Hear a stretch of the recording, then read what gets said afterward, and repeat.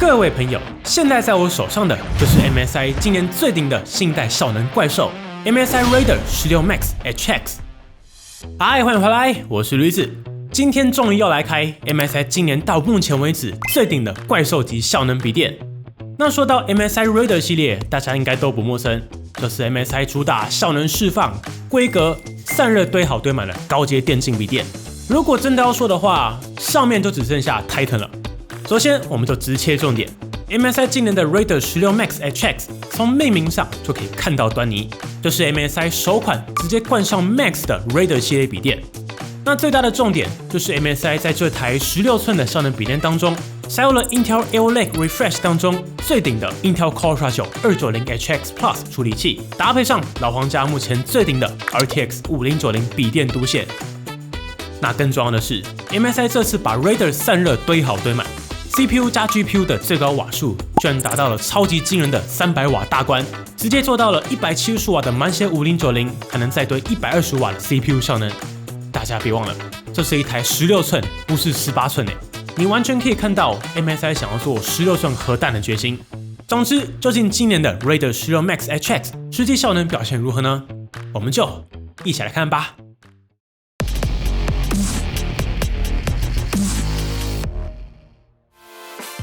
首先，我們還是先從外觀看起。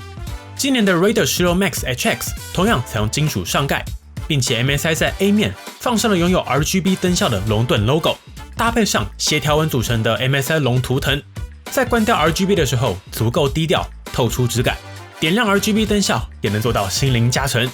而想要狂暴的時候，不止 A 面的龍盾可以點亮 RGB， 這次最帥的地方依舊是 MSI 在 C 面前緣加上了一整條的 RGB 燈效。C 面有 Per Key RGB 的設計，點亮後心靈上的效能加成先加了 50%。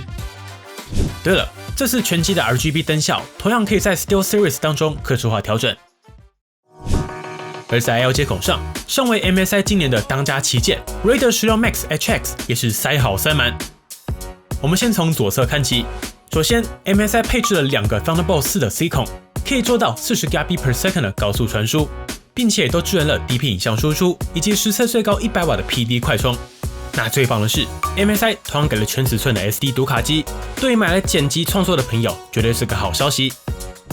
而在右側部分 ，MSI 就是給了2個 USB 3.2 Gen 2的 A 孔，搭配上 3.5mm 音訊接孔。那還沒完哦，這種肌肉機種，別忘了還有後側 ，MSI 在筆電的後側給了一個 2.5 Gbps 的 RJ45 高速網孔。還有一個 HDMI 2.1， 最高可以輸出 4K 120以及 8K 60的高速規格，再多給您一個 USB 3.2 Gen 2的 A 孔，最後是方形不分方向的電源接孔，那這用起來就很舒服了。這種頂級效能筆電，不少人以為拿來在家外接使用，所以相對固定的 HDMI、網路孔、滑鼠 USB-A 都可以插在後面，桌面就不會這麼亂。整體來說，2個 C、3個 A， 一個 HDMI 2.1， 一個 2.5G 網孔，甚至還給了你全尺寸讀卡機，不管是拿來 gaming 當移動桌機，還是拿來創作使用都沒問題。而在重量上，其實 MSI 非常克制，雖然這台可以解到300瓦的核彈效能，但是他們依舊把 Raider 16 Max HX 的單機重量控制在 2.6 公斤左右，對於帶出門來說不算特別困難。如果只是要文書的話，眾所皆知 Intel Alder Lake 的能耗比其實很不錯，所以只要關掉獨顯，搭配100瓦的小尺寸氮化鎵 PD 充電器也是沒問題的。而如果是要出門找客戶 demo 出國剪輯的話，那就還是要帶原廠隨附的400瓦變壓器，整體重量大概落在4公斤，就是完全的效能機重量。接着我們透過單手就可以打開上蓋，看到 C 面。首先頂部配有視訊鏡頭，並且支援 Windows Hello 臉部辨識，實測在低光下也可以成功解鎖。貼心的是 ，MSI 還做了實體鏡頭遮罩，不用的時候可以直接蓋住鏡頭，物理級保護隱私。而在熒幕上也是這次的大看點之一，今年的 Raider 16 Max HX 換上了一塊滿頂的16寸 2K QHD Plus OLED 的熒幕，並且擁有240Hz 高更新率。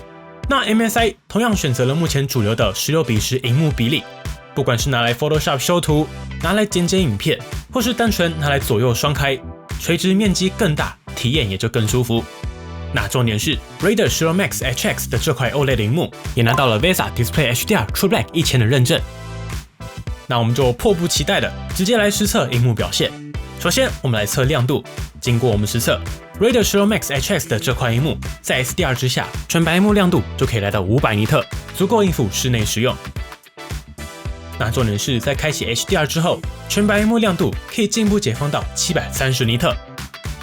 除此之外，更是可以做到1147尼特的峰值亮度，完全解放 HDR 顯示效果。不管是拿來遊戲還是追劇，亮度都完全達標，達到新一代的高亮度 OLED 螢幕表現。那除了亮度之外，在邦尼的頻道，我們還要重點來看色域以及色準。這代舒服的地方是 Raider Shiro Max HX 的這塊 OLED 明顯是經過出廠校正的，在 MSI Center 裡面的 True Color 選單，你就可以調整包括 sRGB、Adobe RGB 以及 Display P3 3種最主流的色域選項。那我們也不廢話，就分別切換到對應的色域模式來進行測試。首先，在 sRGB 模式下，這塊 OLED 螢幕可以達到 99.8% 的 sRGB 色域覆蓋，成功做到色域限縮，並且在色準表現上也是非常好。平均色彩 Delta E 只有 1.13， 這個數字小於2就是夠準，那 1.13 就是非常優秀的意思。最大 Delta E 甚至也只有 1.66， 也就是所有我們測試的顏色都很準的意思。接着，我們來測 Display P3 模式。這塊螢幕可以做到 99.8% 的 Display P3 色域覆蓋，同樣做到色域限縮，並且在色準表現上更加優秀。平均色彩 Delta E 居然只有 0.83， 來到小於1的頂級中的頂級表現。最大 Delta E 也只有 2.16。最後是 Adobe RGB， 達到 OLED 目前的均標，來到 96.8% 的色域覆蓋，並且平均色彩 Delta E 也只有 1.16， 同樣是小於2的優秀表現。最大 Delta E 因為 OLED 的特性，綠色略顯偏離，所以來到 2.46， 但對於創作來說也是目前的優選之一了。整體來說 ，MSI 這塊 OLED 螢幕終於是來到頂級水準，不管是在亮度、色域還是色準表現上都相當不錯。雖然是電競筆電，但有些人買頂級效能筆電其實是為了要拿來剪片或是做動畫，那這台的 OLED 就非常適合，打開來就可以直接創作使用。對了，身為 OLED 機種 ，MSI 在控制中心當中也內建了 MSI OLED Care 的選項。除了擁有像素位移、像素重新整理防止烙印之外 ，OLED 本身具有低藍光的硬體特性嘛，所以 MSI 也拿到了 SGS 的低藍光認證。接着我們看到 C 面 ，MSI 在鍵盤頂部同樣加上了好用的快捷按鍵，像是快速關閉麥克風、快速調整效能模式、快速截圖等等。比較特別的是 ，MSI 在方向鍵上也加上了快捷鍵的設計，按下 Function 之後就可以快速播放、暫停、調整效能模式、開關螢幕轉新以及關閉螢幕等等，蠻有趣的。並且身為 AIPC 的一員，當然也內建了 Copilot 按鍵。而在鍵盤配置上 ，MSI 的效能機肯定保留了大家喜歡的獨立數字鍵，方向鍵也採用全尺寸設計，給你用全尺寸就是舒服。除此之外，今年的鍵盤同樣採用 PerKey RGB 的設計，每顆按鍵都可以獨立設計燈效，並且 WASD 跟方向鍵也都做了更大面積的透光處理，加上細節。而在鍵盤手感上會是薄膜偏 Q， 遊戲上的回饋是足夠明確的。這邊也提供一段鍵盤聲音給大家參考。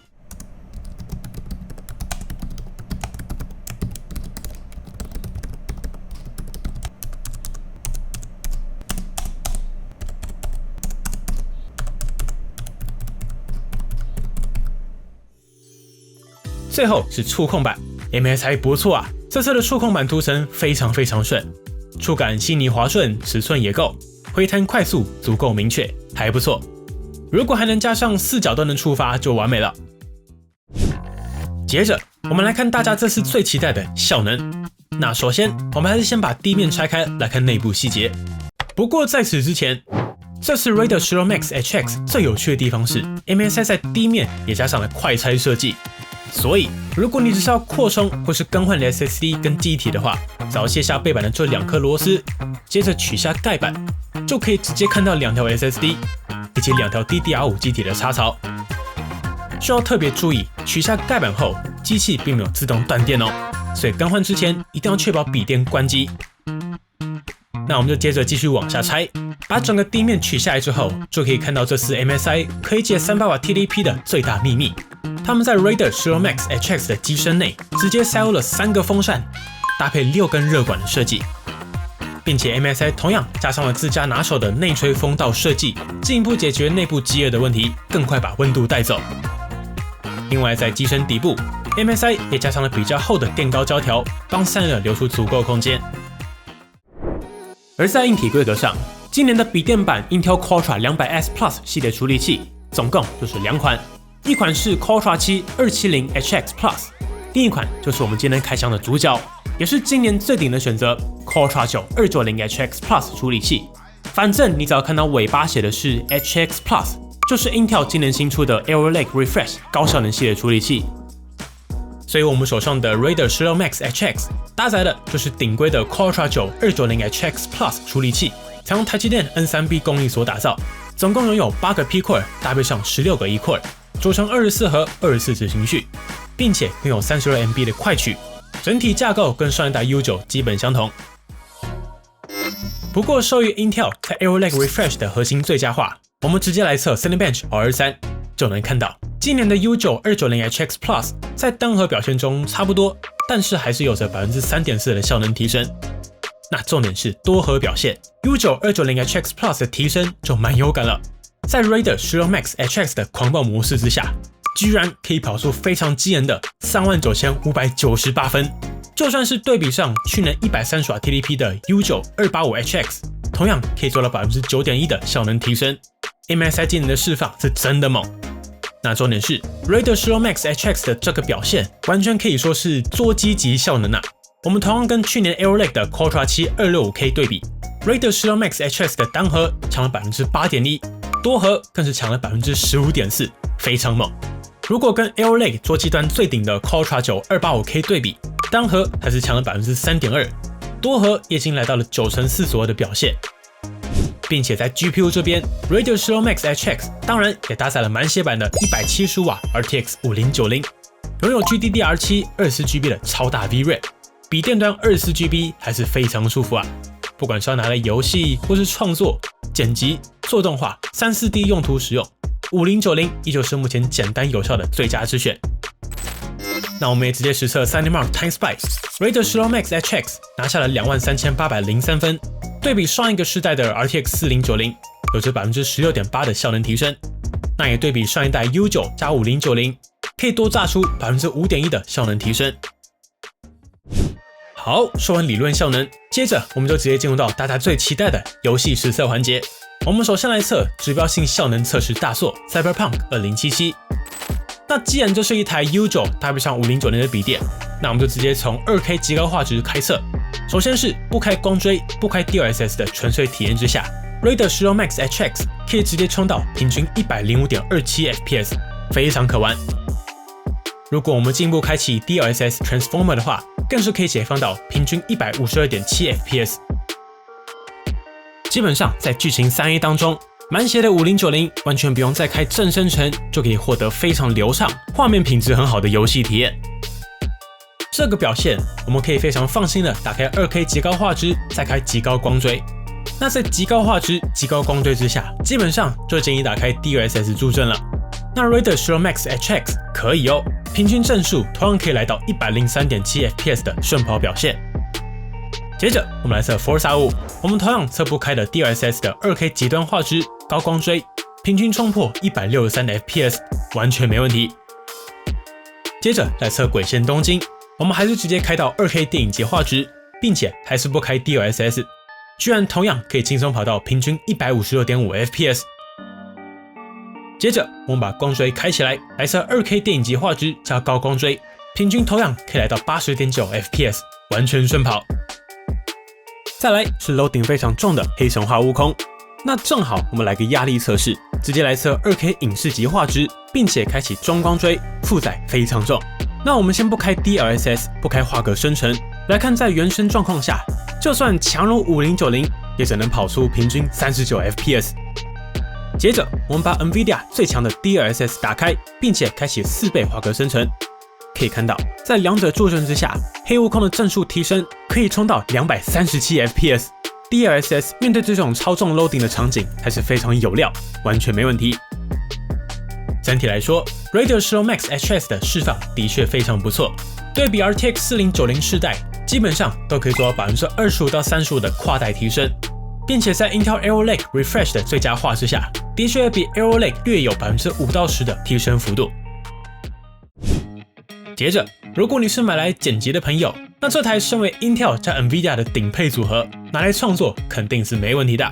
我們直接實測 4K 剪輯測試，採用的是總長10分鐘的 4K 原片，並且經過簡單調色以及混音，最後進行 4K 輸出。一樣使用 NVIDIA Studio 版本的驅動，一般 YouTube 4K 剪輯可以參考這個測試結果。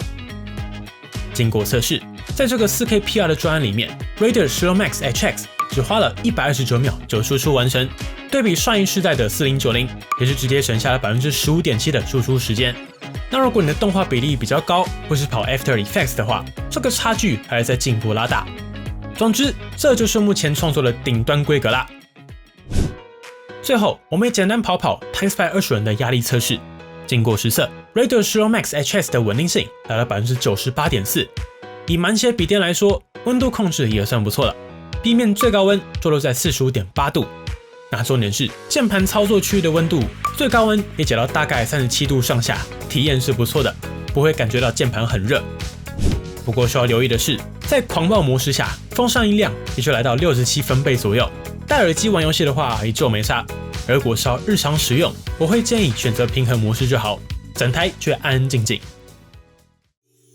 最後看回周邊用料，首先在記憶體上 ，Raider 16 Max HX 採用的是2條三星的16+16，總共32GB 的雙通道 DDR5 5600記憶體。最近記憶體高漲 ，MSI 也相對給的比較保守，但其實這樣也好，因為有更大容量需求的話，你同樣可以自己選配成最高128GB 的記憶體進行擴充。那內建的2條也不會浪費。儲存空間上，預設是一條美光的2TB PCIe 4.0 SSD， 實測情緒讀寫速度播放畫面上。那 MSI 總共給了一條 PCIe 4.0， 還有一條 PCIe 5.0 的雙 M.2 插槽，有需要的朋友也可以自行擴充。而在網卡上 ，Raider 16 Max HX 同樣給的不錯，用上了 Intel Killer 系列的3200 MHz WiFi 7網卡 BE1750。實測可以成功連上 WiFi 7網絡，並且支援6 GHz 頻段。最後我們看到續航力部分 ，Raider 16 Max HX 同樣給了91.8瓦時的大電池。在 PCMark 10現在辦公續航力測試中 ，Raider 16 Max HX 最終拿下7小時49分。對於有外出文書需求的朋友來說，記得在 MSI Center 關閉獨顯，建議再帶顆100瓦的小尺寸 PD 會比較舒服。而在充電部分，幫你實測使用原廠隨附的400瓦充電器 ，Raider 16 Max HX 充電半小時可以來到27%，1小時充到51%，完整充滿後是2小時41分。最後，今年的 Raider 16 Max HX 這次也用上了特殊主題的 MSI Center 控制中心，不過整體操作邏輯跟過往基本相同。我是覺得 MSI 也可以改一下效能筆電的 MSI Center 了啦。不過整體來說 ，Raider 16 Max HX 同樣支援了 MSI AI 智慧引擎 ，AI 會自動選擇最適合當下的效能模式，並且內建了節能靜音、平衡以及極致效能3檔模式可選。要完全解放的話，還可以進一步開啟狂暴模式。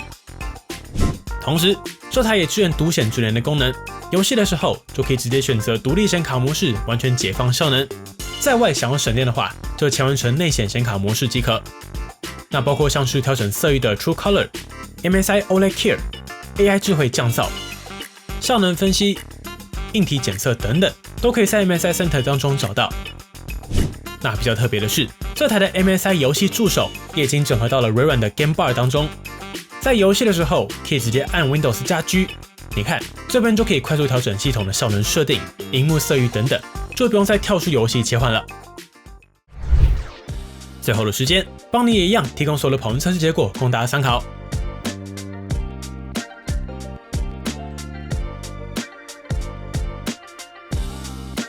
而在音效體驗上 ，Raider 16 Max HX 搭載了2個低音以及2個立體聲喇叭，幫你實測最大音量大約落在86分貝左右。節目的最後也提供外放測試供大家參考。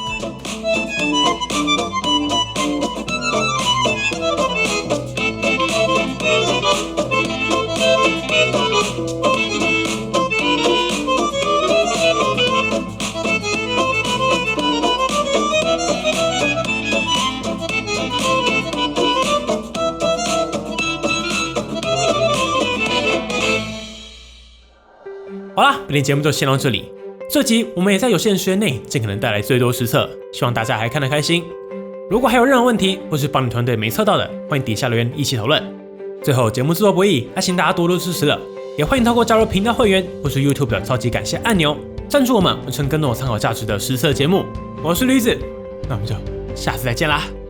如果喜歡本期的節目，不要忘記訂閱邦尼，並且打開小鈴鐺，及時收到我們最新的評測通知。當然，你也可以在 Facebook 邦尼 AI 小助理、Instagram 以及 Line@ 找到我們。如果還有其他問題，別忘了底下留言。那我們就下期影片再見嘍。